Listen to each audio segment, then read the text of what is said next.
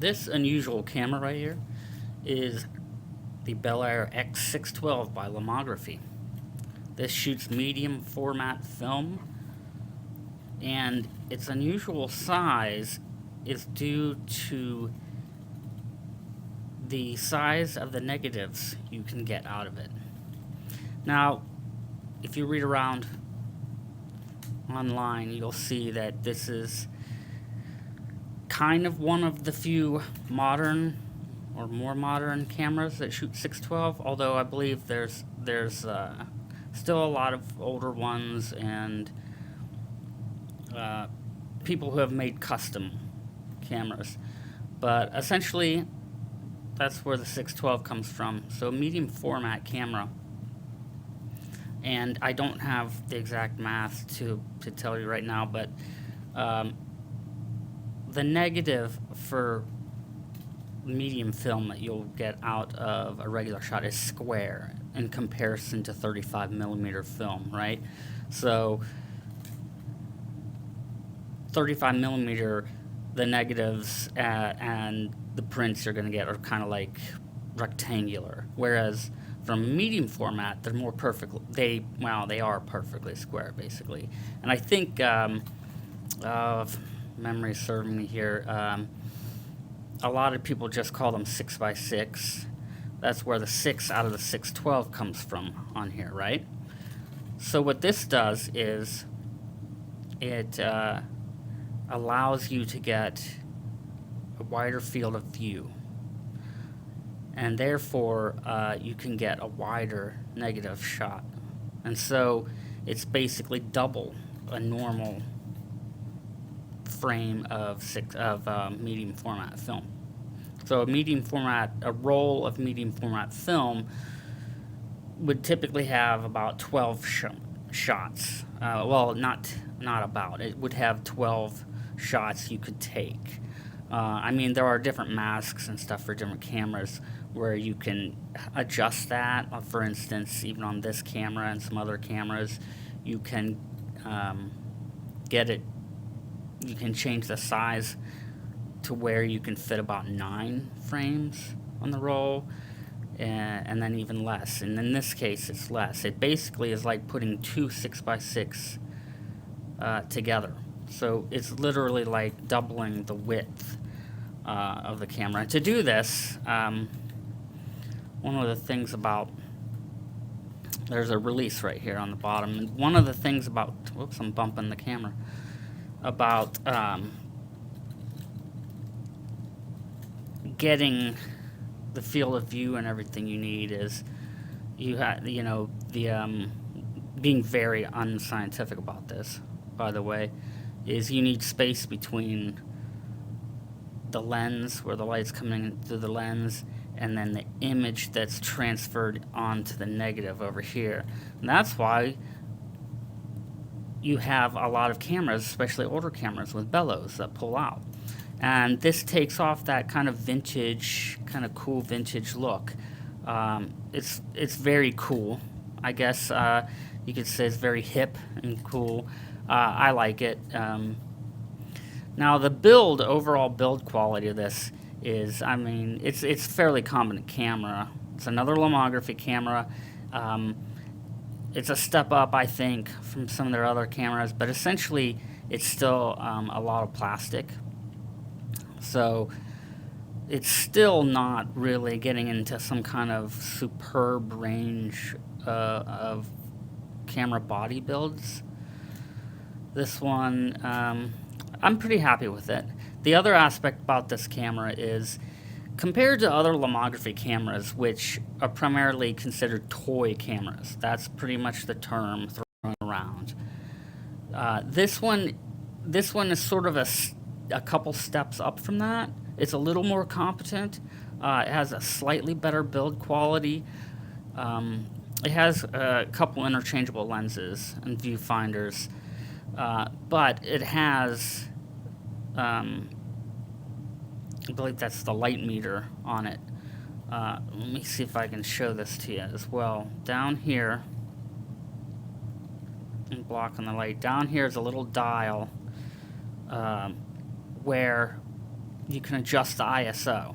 So there's actually an ISO setting on this, and by utilizing the built-in light meter, it can do like auto aperture, basically,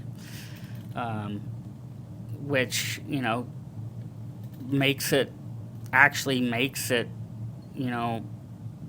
have a mild amount of brains for a camera, especially comparing it to other lomography cameras like the Diana, right? And some of their other cameras, which are basically just pure plastic shells.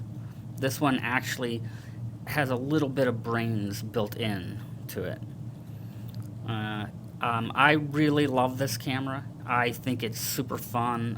I have a ton of fun with it all the time. It has some of the other standards. It can take a flash. It has a mount, or it can take a mount. It can be screwed onto a tripod. I really love it, and I think what I'll do is I have a couple shots I think I'll place up on a Patreon post later to go along with this video, so you can see an example. And it was one of my first shots ever with this camera, and it came out really well. I thought. I was amazingly surprised at how good it came out. One of the few other things I want to talk about right now, besides just the generally introducing you to this camera for now, is the lenses. The lenses are plastic. Now, supposedly you can get some glass replacements, but they're super rare. The reality is you're not gonna find them. Like I almost challenge you. You'd be a superhero to me if you could actually find a pair of the glass lenses for me. But I highly doubt it. Also, to go along with I struggle to say novelty of the width of the negatives you can get out of this. To go along with that, they have a wide-angle lens and a matching wide-angle viewfinder to go with that lens. That way, you're seeing it's matching what you see. It's approximating what you see to the lens size. The way the negatives look when they come out are really nice, mostly sharp, and it makes sense, right? That you would have a wide-angle lens. It kind of matches this whole idea, this fun idea of like capturing a huge landscape, right? Capturing a mountain range, and getting this really wide field of view via the lens to match your negative, and to match the print that you could get out of that would be amazing. However, the wide-angle lens, in some cases, I would say I would want to choose the other lens, which I'm forgetting the number. This is the 58 millimeter.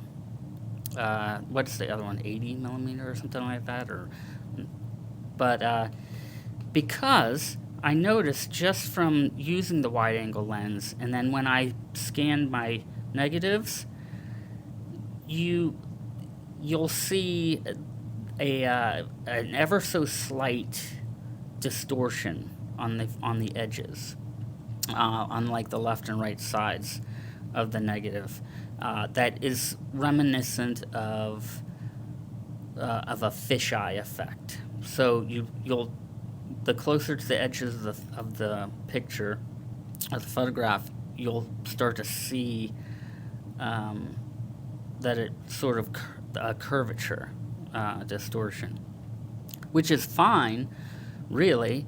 It's all about like just getting a cool shot at the end of the day.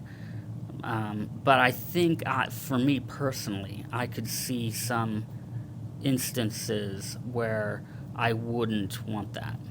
So even though it sounds cool to match a wide angle of a wide field of view from a wide angle lens to match the cool size of the negative you can get. Oop, I'm bumping the camera again. I'm gonna have to come up with a new method for filming. Even though that sounds cool, it sounds like it matches. It's like matching your socks with your shoe, or matching your your shoes with your outfit, or something like that. In some cases, I think I would rather. I look back at some of the pictures I took, and I think in a couple cases, I probably would have rather have had the lens that had the smaller field of view, just because it would have looked more like it wouldn't have had the distortion, basically. But that's a look at the Belair X612 by Lomography. I really enjoy this camera a lot. Like I'm always saying now in these videos about price, and I'm gonna have to at some point just quit harping about it, because I say the same thing every time, which is I feel like it's overpriced. But on the other side of the coin, that's just the nature of the business. That's just the name of the game.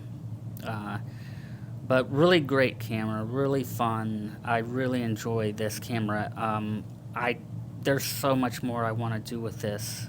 Night photography, especially like I mentioned earlier, like get some great landscape shots. Mess around with different film. I've done some color and black and white so far, but not nearly enough. So yeah, that's a look at the camera. I'll put, like I said earlier, I'll put this up on Patreon, and I'll try to throw in an example shot or two that I took with this. So thanks for watching, and I'll see you in the next video.